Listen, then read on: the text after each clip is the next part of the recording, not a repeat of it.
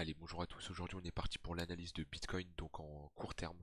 On va voir sur l'unité de temps, je vais reposer les bases en daily et on va se concentrer sur du H4 et du H1. Donc voilà, une vidéo assez courte qui va permettre de voir comment j'analyse le prix sur du court terme. Donc en daily, on était dans une tendance, dans un range tout simplement, qu'on a cassé vers le haut. Tac.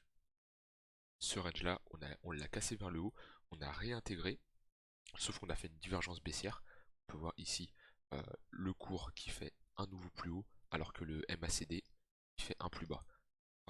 Le deuxième sommet est plus bas que le précédent. Donc ça, c'est-à-dire qu'on a une divergence baissière, c'est-à-dire que les acheteurs perdent la force et c'est les vendeurs qui contrôlent tout simplement le cours du marché. En H4, donc on avait fait un pullback sur le range qui était ici, on était reparti à la hausse. Ensuite, on avait dessiné des divergences baissières en H4 et on est parti dans une tendance baissière du 20 juillet au 26 juillet avec des creux et des sommets de plus en plus bas. Hop, tac, tac, tac, tac.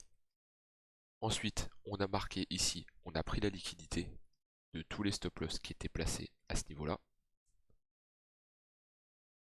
On est revenu dans un order block. Donc hop, on chasse la liquidité, on prend cette liquidité, on fait une divergence baissière, une divergence haussière. On voit ici le MACD, il ne casse pas ce plus bas là et il fait un plus haut. Le deuxième creux est plus haut que le premier, alors que le cours c'est l'inverse. Ce creux là est plus haut que celui-là. Donc on a une divergence entre le prix et l'indicateur.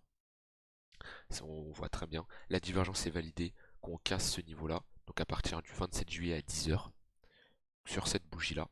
Ensuite, on fait une magnifique structure en W, on les voit très bien, on casse la structure et on a un rebond assez important qui nous permet d'aller chercher la liquidité ici.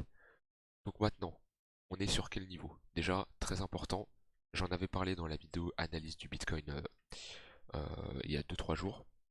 On était sur ce niveau-là, c'était le 24 juillet, et j'avais dit qu'il va se passer, de mon point de vue, deux choses si on est dans une tendance baissière. Soit on va réintégrer le range et on va aller chercher le bas du range, chose qu'on a faite ici, mais on a fait un retournement donc on s'adapte. Et j'avais parlé aussi d'un retour entre les 0,118 et les 0,786 de Fibonacci. Si je passe en 4 heures, on est sur ce niveau-là où on peut avoir un potentiel retournement ici pour faire un M en H4 pour aller retourner en bas et on pourrait très bien faire un gros M daily. Donc voilà, méfiance là-dessus. On est dans une zone de short, là, on est dans la zone de rechargement de vente, donc c'est là où si le marché doit se retourner, il va se retourner. Maintenant, si on commence à avoir quelque chose de bullish avec des W, ça sera potentiellement bullish pour une continuation haussière. Maintenant, on est venu chercher les stop loss. Alors, je vais juste enlever ça, hop, et ça. La divergence, tac. On est venu chercher les stop loss. Donc ici, des stop loss qui étaient vendeurs. Maintenant, on peut très bien s'attaquer à aller chercher les stop loss des acheteurs. Des stop loss, on en a ici. Hop, on en a ici, on en a ici, et on en a jusqu'ici. Et après, si on décide d'aller plus bas, on peut en avoir ici. Non, ici on les a pris, on en a ici. Après, on peut aller plus bas. Mais voilà, ça c'est des zones de liquidité, des grosses poches où on retrouve des stop loss. Parce qu'un acheteur, quand il lance un trade, on va dire qu'il est rentré ici. Ça, c'est sa zone de profit, donc il la place là où il veut, mais son stop loss, il va le mettre sous un creux. Parce qu'il faut bien le mettre quelque part, et en général, on le met sous les creux. Donc voilà, ça serait une zone pour aller chercher les stop loss. En une heure, on voit qu'ici, il y a une réaction du prix. On est en train de faire un M, ce qui veut dire qu'on aura un retracement. Un retracement, pourquoi pas aller chercher, hop, les 0,382 de Fibo, voir comment le cours réagit. Si on a un rebond, pourquoi pas avoir une continuation haussière si on fait un nouveau plus haut comparé à ce niveau plus haut. Si on voit que le cours est fébrile, on peut retourner dans la zone des 0,118, 0,786, là où il y avait eu une bonne zone d'accumulation. Si on regarde le MACD, on a eu une petite divergence baissière qui a été validée. Hop, ici le cours, le MACD est en train de baisser, alors que là on a un cours qui continue de monter. Donc on voit que on a une belle divergence baissière et que le cours ensuite il s'est retourné et est en train de nous faire un M.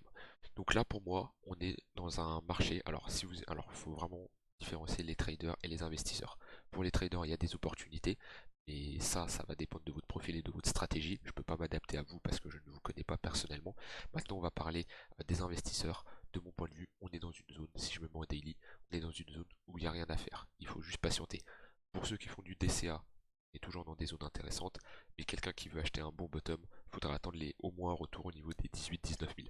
Là, pour moi, on est dans une zone, faut patienter. Voilà, on peut pas avoir des opportunités tous les jours, sinon bah, ça serait un peu trop simple. Donc voilà, maintenant faut patienter, faut attendre, on regarde comment le prix il évolue, on met des alertes, une alerte en haut du range au niveau enfin en haut du range du plus haut au niveau des 24 000 et une alerte au niveau des 20 700. Ça peut nous permettre d'être alerté euh, suite à un mouvement de prix et avoir des entrées, pourquoi pas. Maintenant, comme je dis, il faut patienter. Ça sert à rien de vouloir toujours acheter, de vouloir toujours vendre, de vouloir toujours faire des investissements. Il faut aussi être intelligent dans sa manière d'investir et s'adapter au marché. Pour moi, ici, on est dans une zone où je n'ai rien à faire, je ne n'achète pas, je ne vends pas, je regarde ce qui se passe, j'établis un plan pour si le marché descend en bas du range, si le marché euh, pète à la hausse, casse son plus haut et retourne au niveau des 28 000. En fait, j'ai un plan et une stratégie pour chaque situation. Voilà pour cette vidéo qui était assez courte. S'il y a des choses que vous n'avez pas compris, je vous laisse rejoindre le Discord qui est en lien de la description. On se retrouve dans une prochaine vidéo, sûrement demain. Bye bye.